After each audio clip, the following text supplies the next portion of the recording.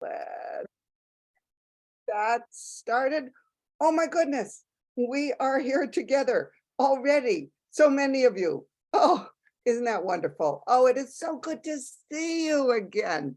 Well, here we are on a Friday night for our happy hour, our chance to take a breath, sit back, relax, enjoy the fact that we are together and we are celebrating plants and gardens. Thank you so much for joining us on the Hyannis Country Garden Friday Horticultural Happy Hour. And tonight, our topic is cabin fever cures. Today was kind of like spring in the Cape, right? Woo! But we know that it's a long time until spring, so don't get your hopes up. I would love it. Oh, I'm sorry, I have to change the here. Everyone, okay. Now everyone can type in, hold on, I need to change so that everybody can type. I think somebody type in chat if you can type in chat, all right? Because I think I have that set up so that everybody can do that. But let me, oh, wait, I've got another one. Okay, attendees can, now you can. Okay, so tell me in chat, first of all, is this the first time that you've been in a happy hour? I always ask that, right? So I'd love to know if this is the first time that you've been in one of our happy hours. Oh, Linda, many, many times. Mwah. Thank you, Linda. And Nancy, first time, great to have you here. Pat, first time, wonderful.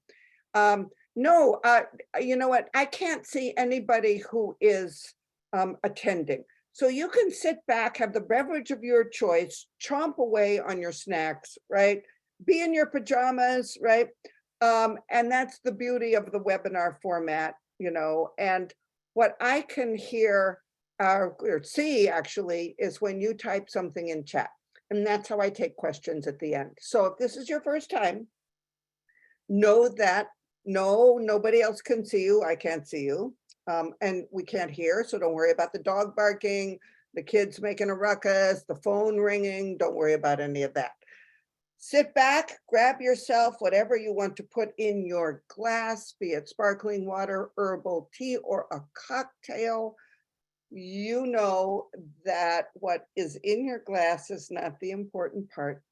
The important part is that we're here together and we're celebrating plants and we're celebrating gardens. We're celebrating tonight creativity, okay?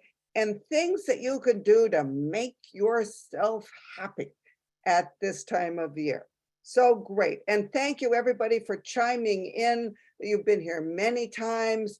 That what's in your glass, I always love to know that. If you are joining us on Facebook Live, know that what you put in the comments, if you put a question in comments, I'm not going to answer it tonight because it's too much multitasking, but I will answer those questions either later tonight or tomorrow. So know that if you're with us on Facebook Live, your question will get answered in the next 24 hours. We'll put it that way. And I just want to you to know that if you have questions about whatever is going on with your plants or your gardens, right, put them in the chat. And after I finish with the presentation, we'll come back to chat and we'll answer as many questions as we can until 6 o'clock when it's dinner time. Okay, so let's get this party started. Let me get my visuals up on the air. Here we go. And we are going to talk about cabin fever cures because, you know, at this time of year, the house gets a little small, right? Even if you have houseplants, the house gets a little small. So what can we do? And I am toasting tonight to getting creative on the rocks, or I should say, with the rocks. No, this is not a real beverage, but it is a beverage with the rocks. And we're going to be talking about these rocks, these beach stones, these pebbles, these souvenir shards that you pick up when you travel. We're going to be talking about that today, okay? But we're going to start out with red twig dogwood, and frankly, any shrub can be used for this project because it's almost Valentine's Day. And I want to tell you how you can make easily a kind of rustic twig heart. And if you have red twig dogwood shrubs, that's perfect because they're red, right? But any shrub is great for this because, and you need to clip freshly clipped live panes for this project. You can't use dead wood, all right? So here is what you do to make these rustic hearts. The first thing is to clip some either red twig dogwood or other stems. And the ideal stems are ones that are straight for the bottom 2.5 feet, and then they branch out in the twiggy tops up top. All right, that's the ideal, no matter what kind of stems you are using. And the two things you need to create these besides those stems are a pair of pruners. Here I have my Corona bypass pruners and a spool of florist wire, green florist wire, okay? The first thing you do is you take two of those stems and you attach them close to the bottom. You'll probably trim off some of this bottom later on, but you attach them with a few rounds of wire very tightly, all right? And you twist it on very tightly. The next thing you do is you gather the top twiggy parts together, all right? And you take from one twig and take from the other twig, and you put them together in one hand, as you see in this picture, right? And you kind of start to pull it down, and then you attach those together with another piece of wire. But as you notice here, I did not clip the wire off of the spool. Oh, and by the way, I didn't mention to those of you who this is your first time, this is recorded on Facebook Live if you want to come back and review it. And we are recording this happy hour that will be up on the Country Gardens website. It's at the bottom of the events page are the recordings, and they usually go up a week or so afterwards. So you can always look in those two places to review this. And if you want to take a very quick, shot of a picture I'm showing with your cell phone, by all means do so, and that will help you remember. So you're attaching the twiggy parts together, and then you are pulling that wire down to the bottom where you have attached the two stems together. So see what that does. Here is where I have those bound together up here, right? And then the wire, which you barely see, it's right down there toward the bottom, comes down and holds this in those two arches, and you wrap the wire around there again and tie it off securely. And then you have the rustic hearts. And you can use those, one year I put these on the two chairs under my grape arbor as a Be My Valentine for my husband. And later I switched them to put on the front door or on one of my big containers. So you can put them, just about any place on the side of your house. And they last for a long time. But again, the key is to use living shrub stems so that they are flexible. You could do this with forsythia. You could do it with sort of any of the shrubs where you want to prune some of the canes down. So Be My Valentine. All right, another project that you might want to do at this time of year is to plant either a living Easter basket or a pot of cat grass. Now, cat grass, we have these seeds in the store right now, okay? And this is a great little grass that, helps cats because they like to chew on something green in the wintertime, particularly if they are strictly indoor cats. So cat grass grows very quickly and it's very attractive. Here it is in a face pot. I plunked the pot of it in a face pot at Country Garden, but that's basically what it looks like. So you can grow a pot of that for your cat. It germinates very quickly and you put it down near the ground. And this can be a wonderful thing, by the way, for cats who like to um, sort of make a play at your house plants. This can satisfy their plant cravings, not only for batting around, but also for chewing on, and it's good for them. So that's that. Now, should you want to grow a living Easter basket, this is a great time to think about it. And you can start it anytime between now and the beginning of March. That's your timing for this, okay? Basically, you need a basket, you need a small package of grass seed, you need some good potting soil, and you need a plastic to line that basket if it hasn't come with a plastic liner. So what I do is first I, would line this with a piece of a garbage can liner, right? Garbage sack. And you can cut a square of that and fold it in so that it doesn't show in your basket. And then you can put your potting soil in there and fill it up so that the black of the plastic trash can bag hardly shows. Now, I would use a black can liner, all right? I would not use a white one because the white one is going to show up in here. The black one disappears in the potting soil and it disappears in the basket. So use a black plastic. And then you put a whole bunch of grass seed on the top. You really put it on thickly because you want this to be thick and lush with grass from the get-go. And then you would cover it. You make sure that that potting soil is wet, number one. Number two, after you put the grass seed on, sprinkle it with a nice gentle spray of water to make sure that the grass seed is also wet.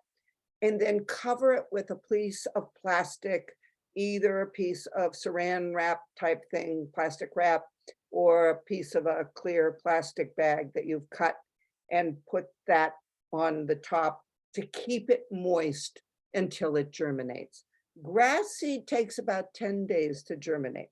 So if you want to grow this to have it for Easter, you would start it by March 5th, all right? If you want to grow it for not only Easter, but for indoor mowing aromatherapy, you can start it now. Now, what is indoor mowing aromatherapy? This is when the grass grows and when it starts to get about 3 or 4 inches high, you take a pair of scissors and you cut it off and mow the grass, and you have that summer fragrance of fresh mowed lawn.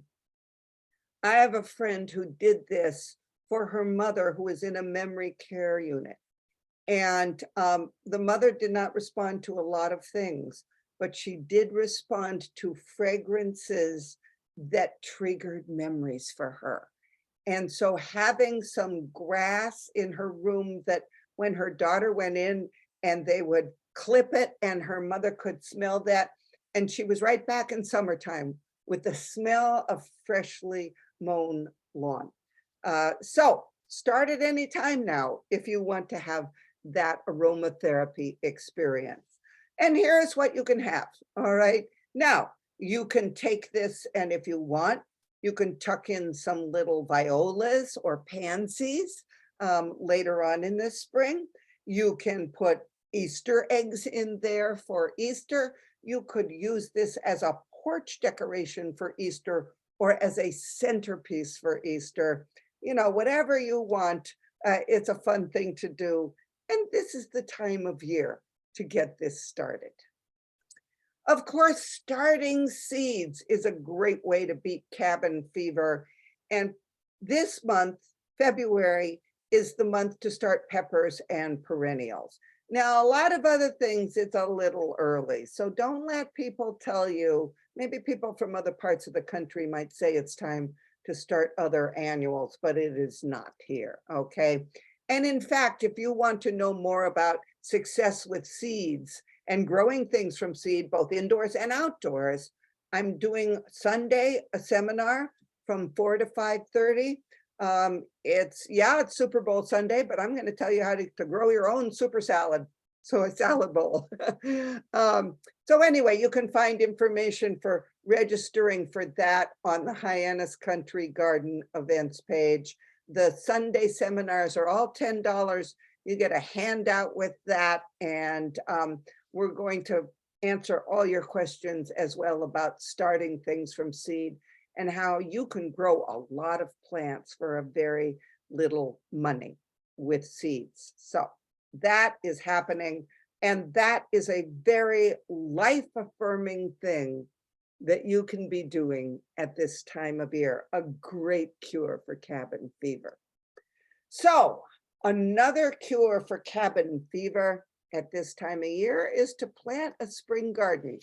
You know, every week Country Garden gets in a shipment of various spring plants, primroses and tete-a-tete daffodils, fairy primroses, the English daisies. This is an English daisy, Bellis perennis. And later on, we'll get some forest bulbs like the hyacinth and crocus, those sort of things. And all you need to make a nice spring garden is some sort of a low container that is either already lined with plastic or that you line with plastic using that trash bag technique that we just looked at with the baskets. So look around, you probably have something, a basket or a low dish or a low pot that you could use. If not, come into the store. We've got all kinds of bowls and things that are wonderful for creating these kind of uh, lift your heart miniature gardens. And what you do is you first put in moist potting soil. Get that potting soil moist before you start to fill the container. Now, I wouldn't fill, since I'm going to cram plants in this. And if you're making a miniature garden, you want enough plants to totally fill your container, right? And usually that's about 5 plants.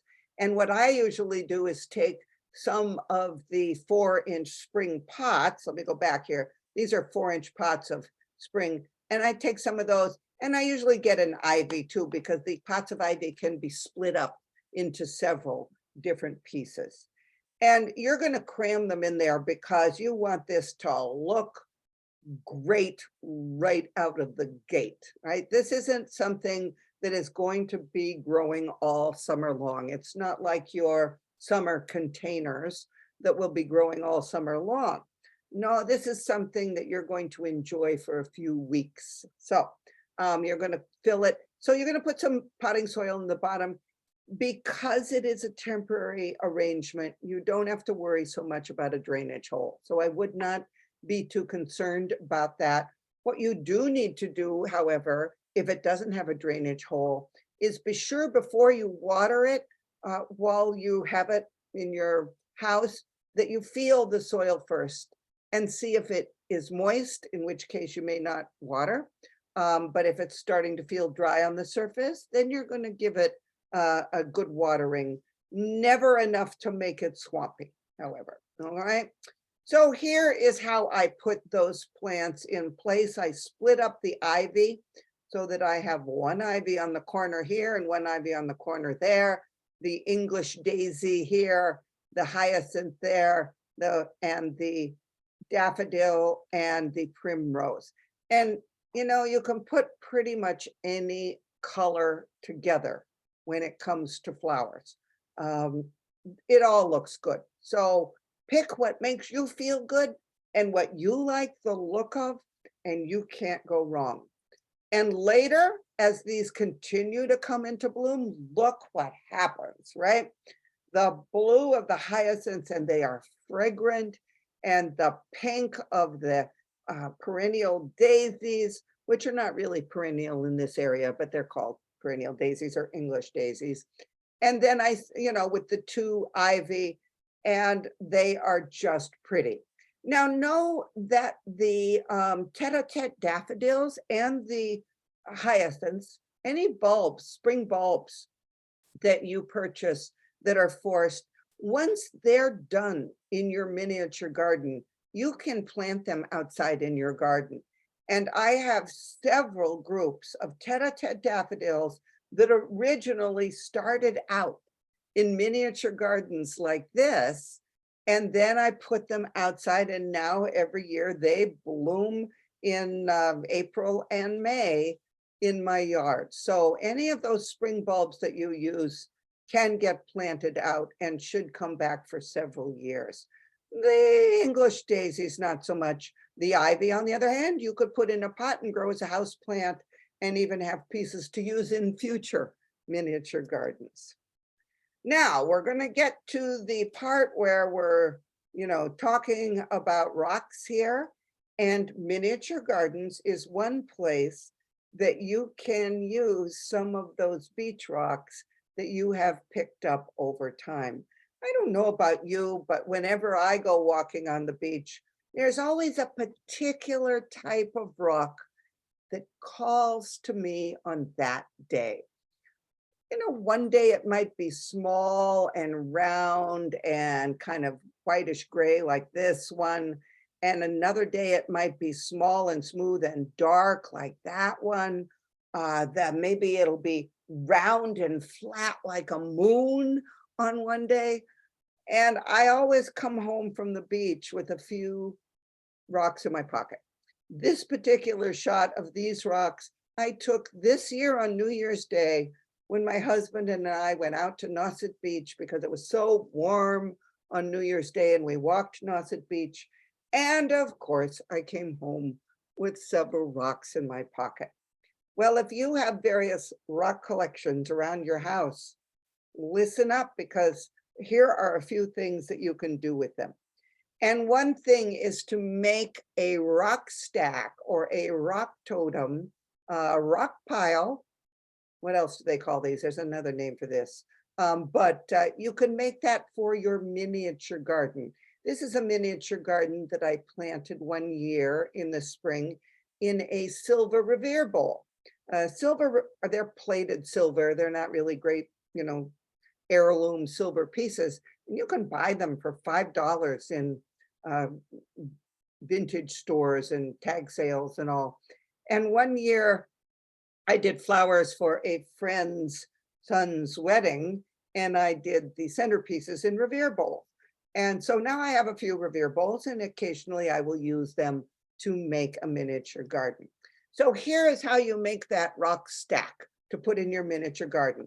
You put together get all the rocks that you want to use, and here are the ones that, at some beach visit I collected, and you get a tube of silicone waterproof glue. You can get this at any hardware store or any home center. Silicone waterproof glue. And you line up the rocks how you want to stack them. Of course, the largest on the bottom, and then going up to the smallest.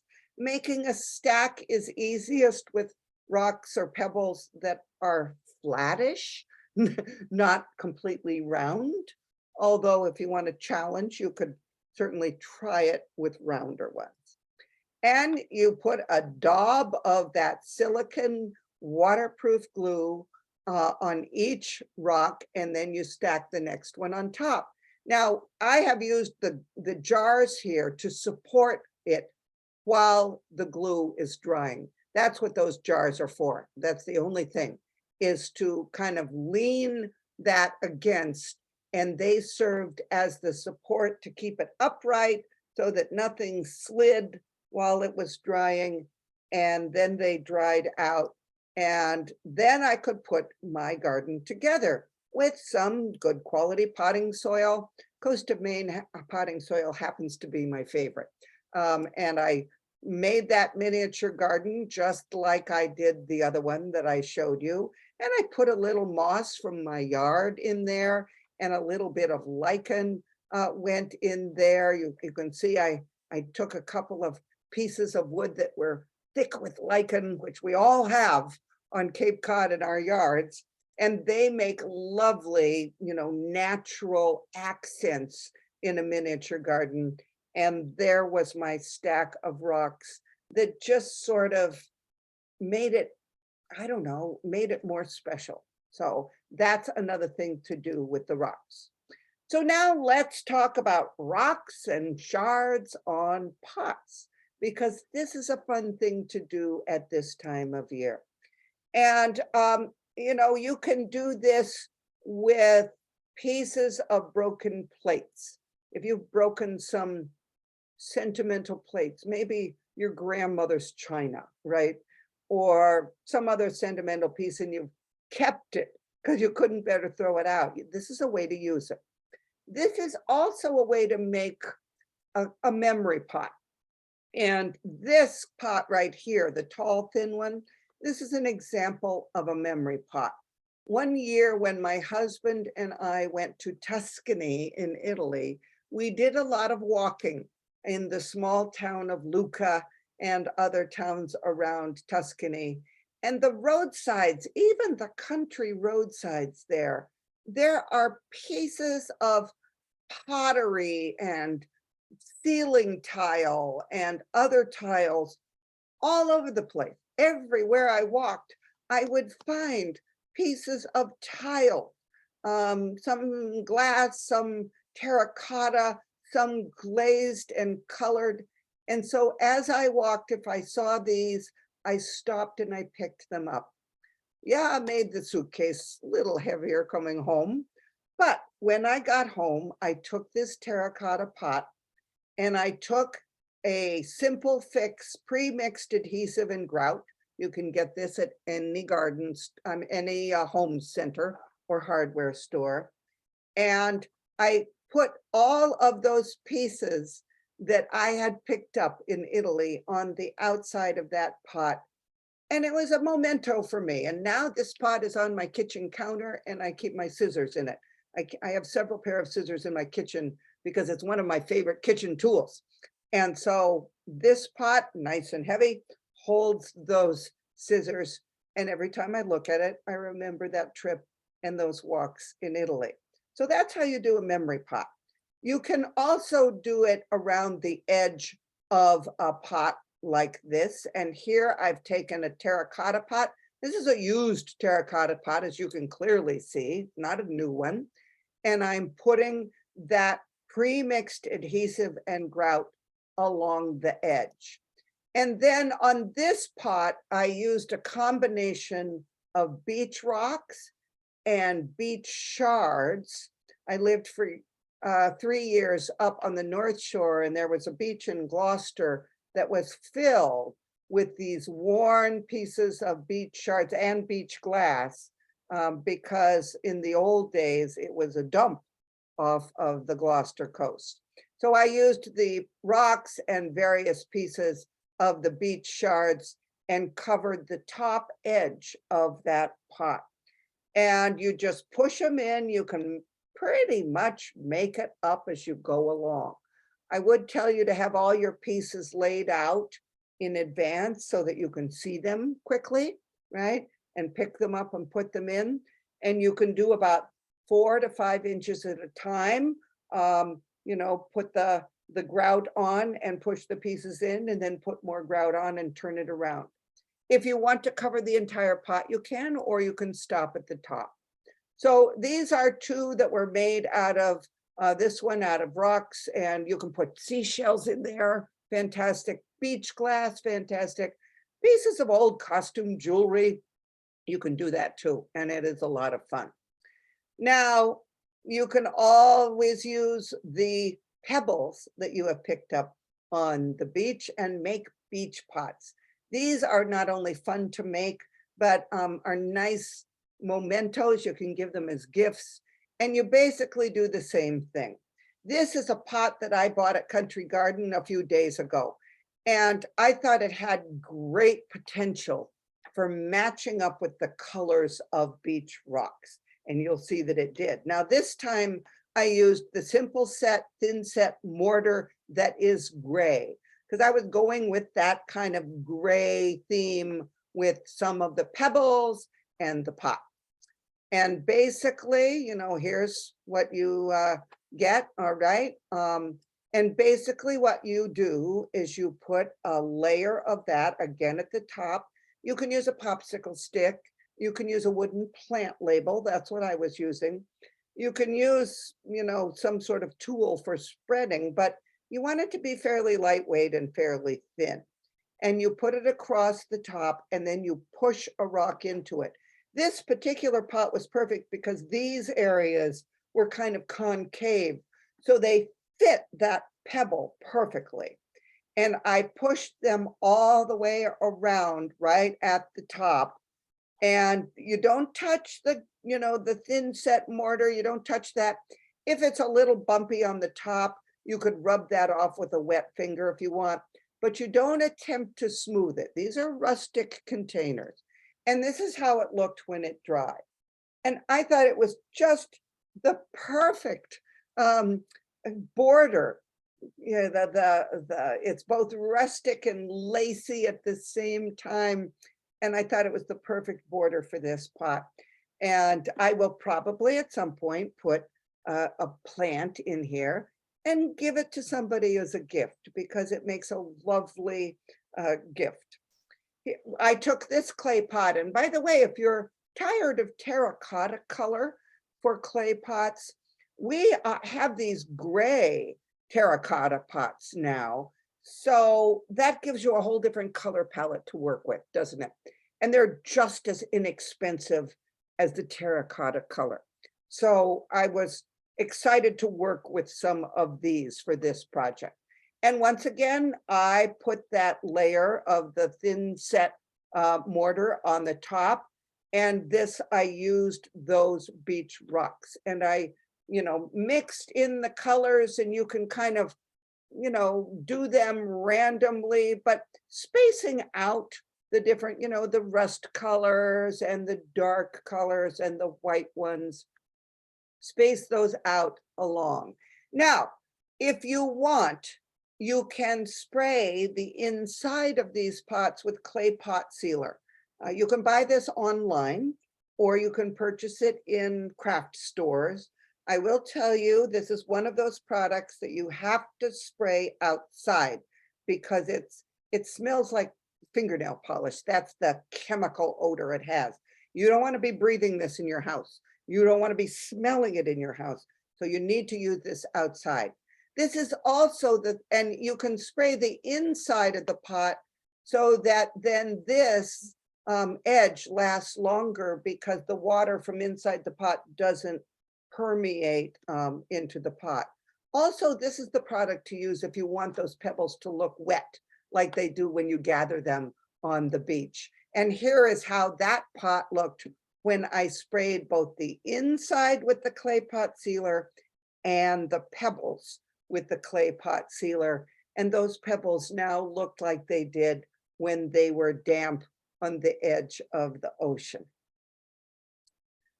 All right, let's talk a little bit about seasonal displays, and then we will get to your questions, okay? Whether you have questions about anything that I've just shown you, or whether you have questions about your plants, house plants, outdoor plants, plants that got frozen last week in the below zero temperatures, whatever it is, you can type those questions in chat and we will get to those when we come back.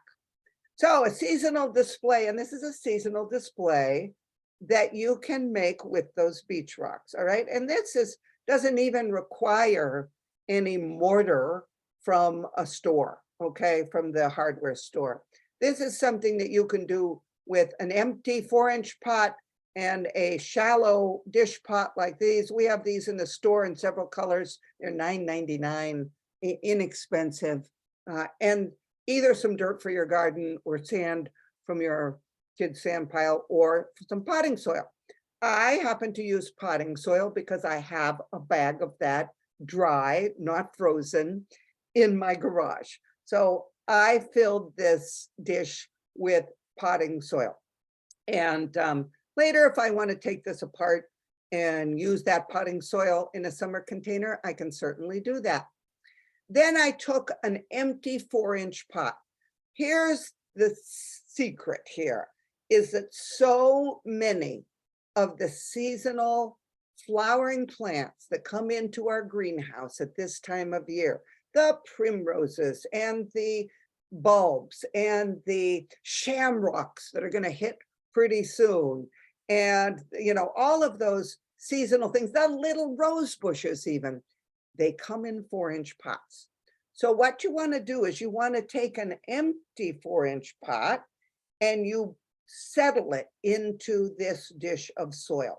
And you push the soil down so that it's pretty even around. And then you just lay your rocks right on the top. And you can do this in any order or any arrangement that you want. I started off with my biggest rocks, and then I moved to the smaller rocks. And so I was able to do 3 circles that went around my pot here.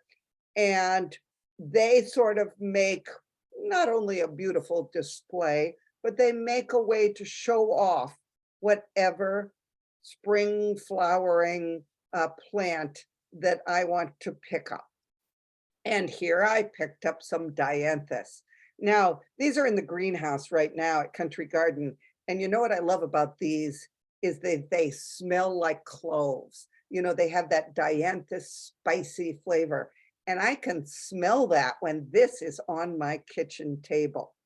So you could put a primrose in that same. So you just take, you don't even take the dianthus or the primrose out of its pot. You just put its pot right into the empty pot, which means as soon as you're ready to change it out, you just pull out, that plant. And here I put in the tall tete-a-tete daffodils, and I added a little owl planter with a succulent, so you can, add things to it. You can even create it sort of like a miniature garden. And here is a house plant of the variegated climbing fig, and I plopped that into the empty pot.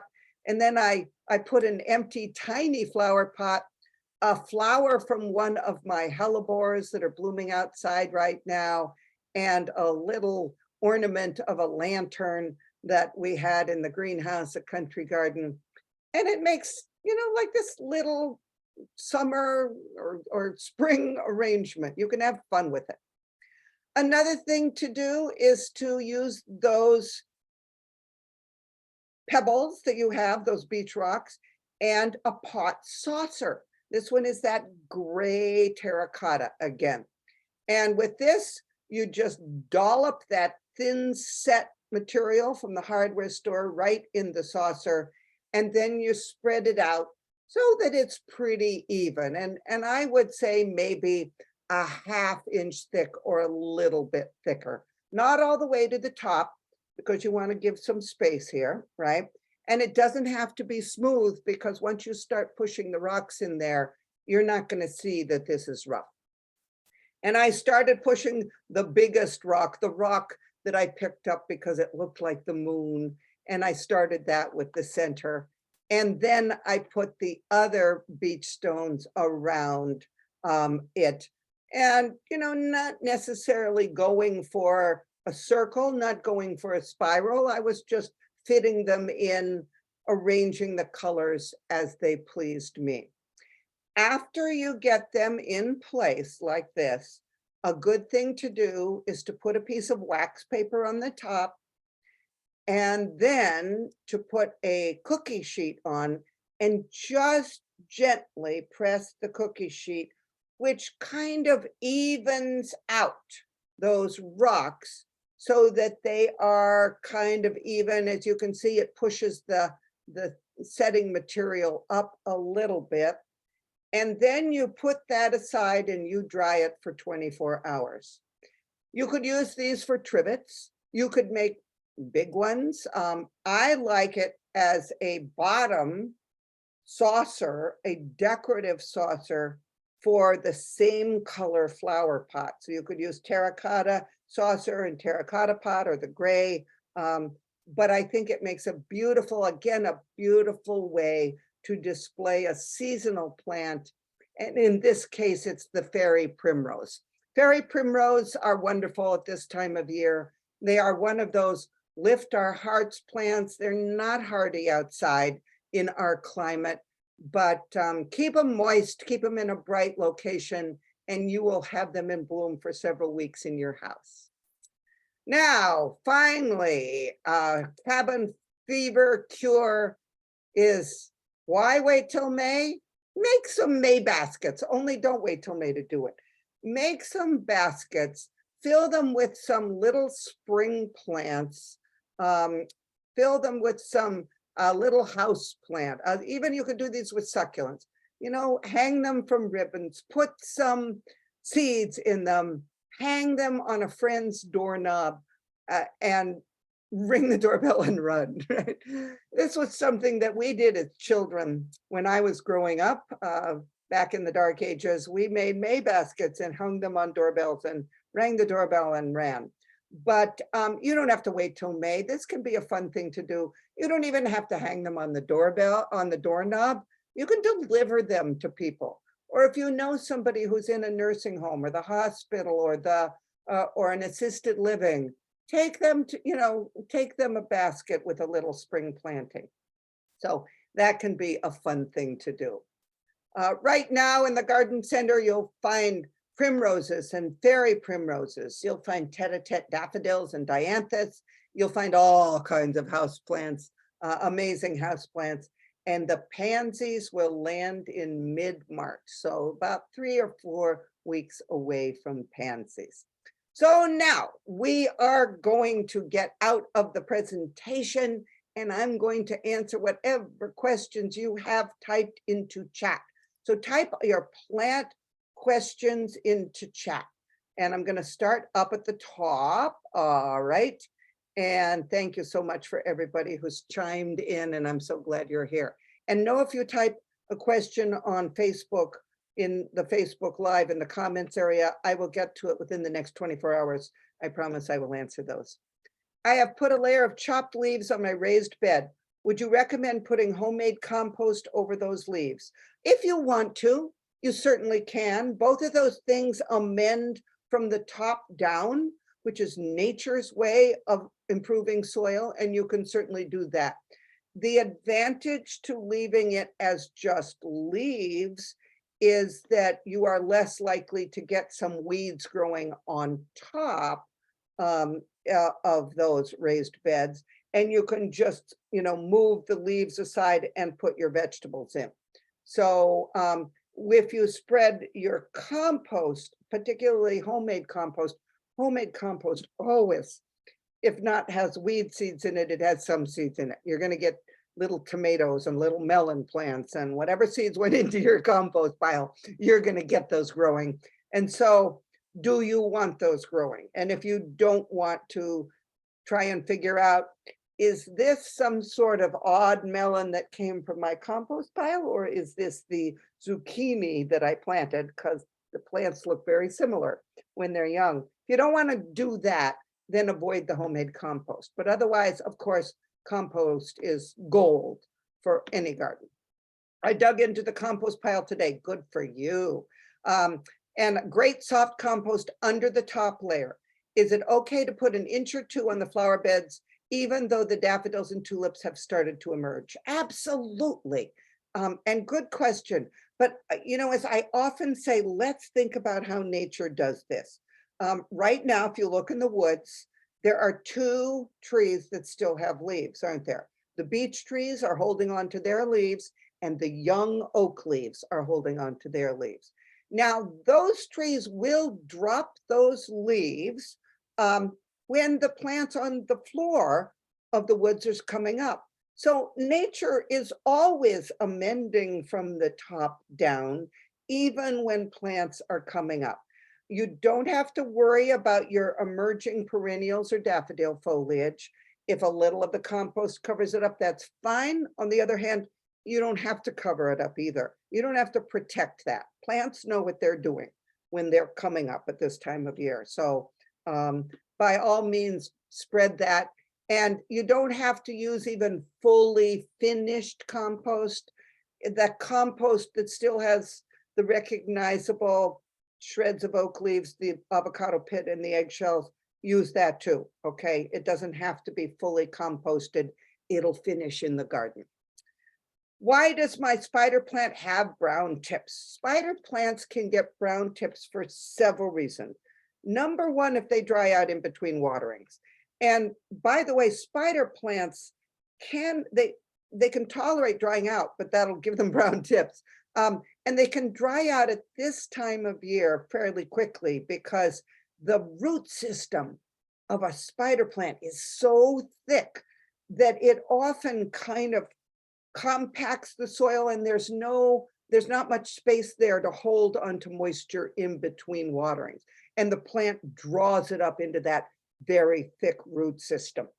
And so at this time of year, when our central heating has been coming on now for 2 months and more, right?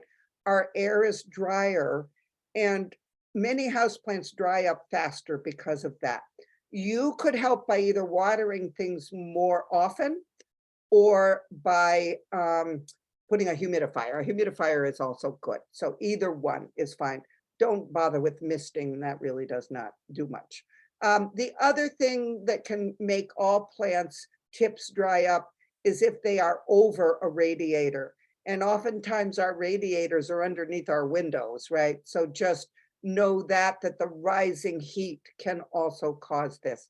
I would not worry about it. I would just clip it off. So I am so glad that you loved the connections to the memories, Maggie. And, that's a wonderful way to make maybe go on a family trip, collect rocks or shards or whatever, and then you can make a memory pot for the people who were on the trip with you.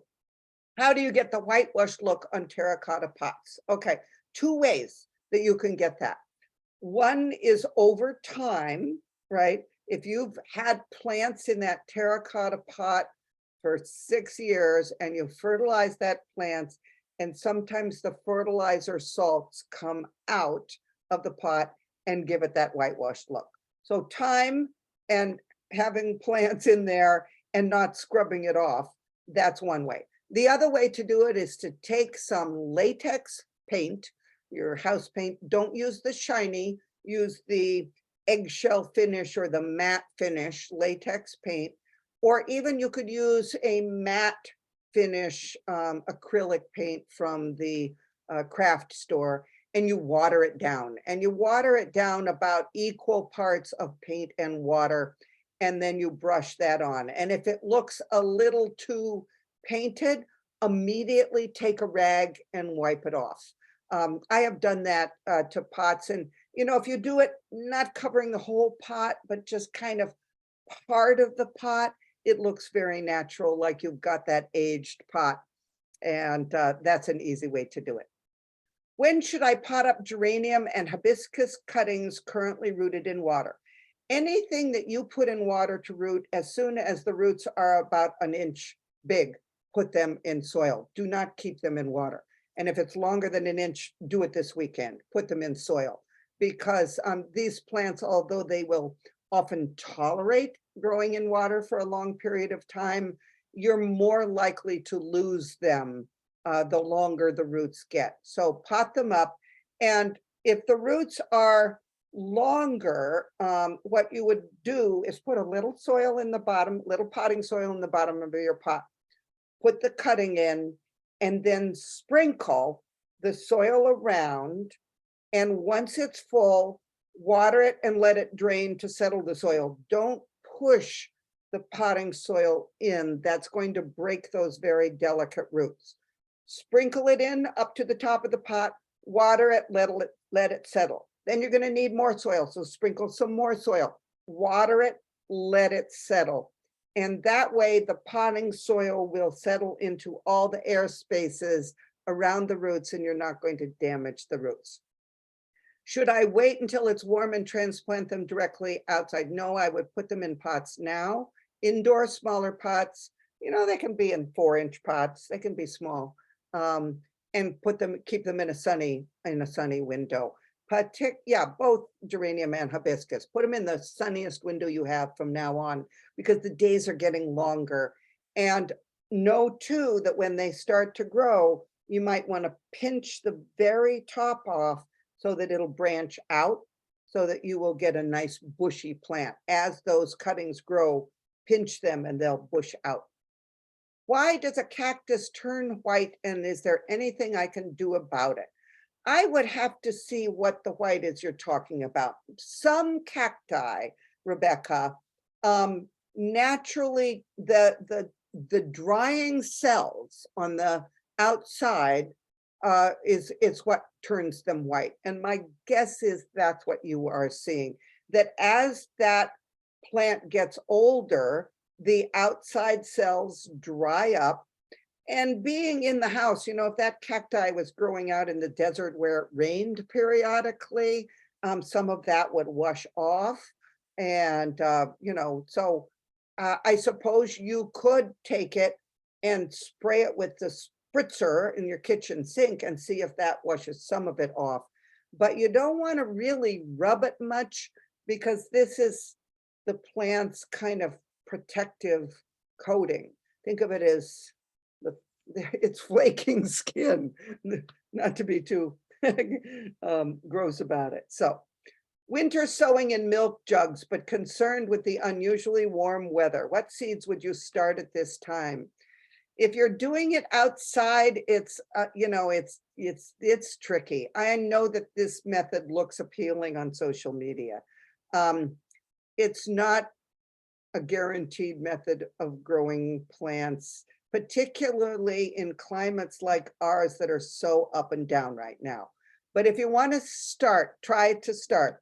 I would use lettuce seeds, maybe broccoli or kale seeds, maybe coriander, the herb coriander.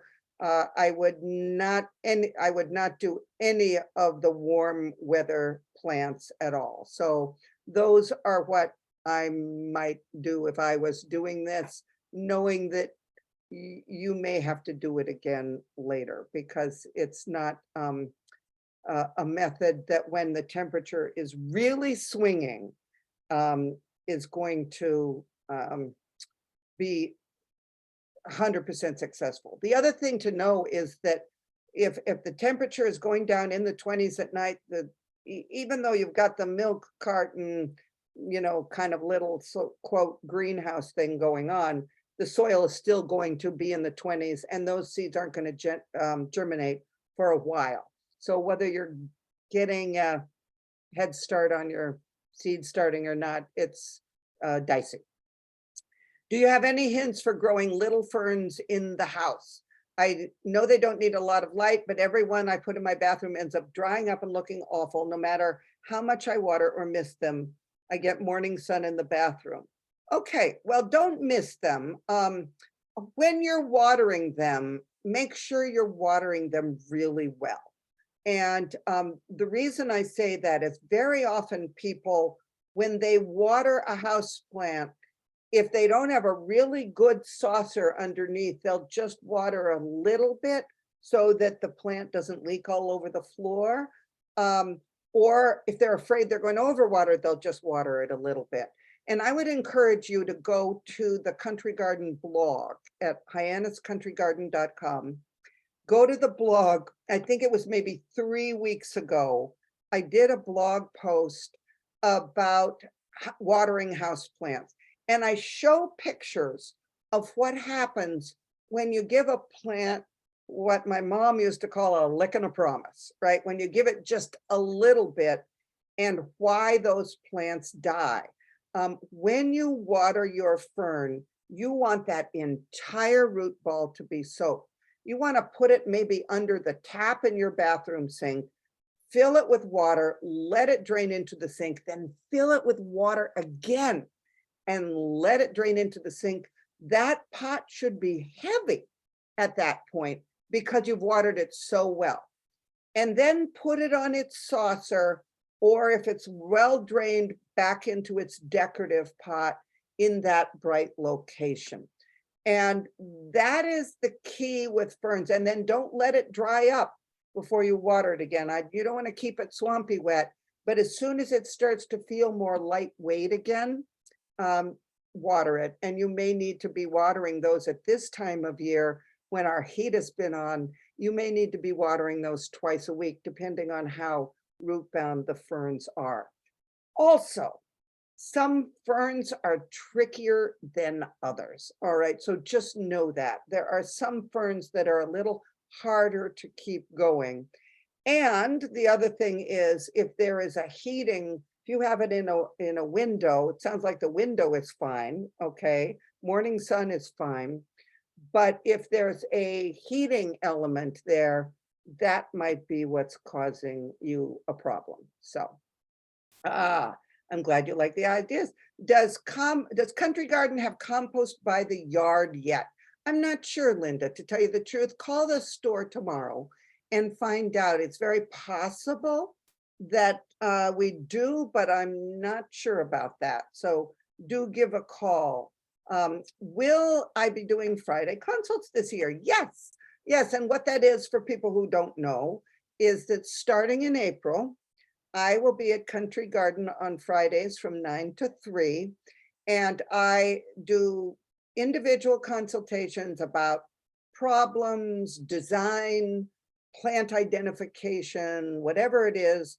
People bring in pictures of their yard and garden on their phones or on their iPad or their computer or whatever. It's a free service, first come, first serve. Some days I have a waiting line of, 3 or 4 people, and I spend 15 to 20 minutes per person. Some days you can walk right in and I'm there and ready. So yeah, so that's starting, and it's starting in April. So I hope I see many of you there. All right, we moved into a home with a true greenhouse last summer. Susan, I'm so jealous. Oh, good for you. The greenhouse had caterpillars, spider mites, etc. What's the best way to clean it?